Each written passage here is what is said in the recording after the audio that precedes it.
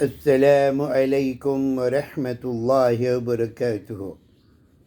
কেমন আছেন বন্ধুরা? আশা করি সকলেই ভালো আছেন, ভালো থাকেন এই কামনাই করি। মনে রাখবেন, পৃথিবীতে সর্বশ্রেষ্ঠ বাণী হলেন আমাদের নবী হজরত মুহাম্মদ সাল্লাল্লাহু সাল্লামের বাণী। এই নবীর বাণী যে পালন করতে পারবে সে অবশ্যই পরকালে জান্নাত লাভ করবে। তাই ওনার কিছু পবিত্র মুখের কথা আমি বলতেছি, সবাই মনোযোগ দিয়ে শুনবেন এবং অন্যকে শোনার সুযোগ করে দিবেন, লাইক কমেন্ট শেয়ার করবেন।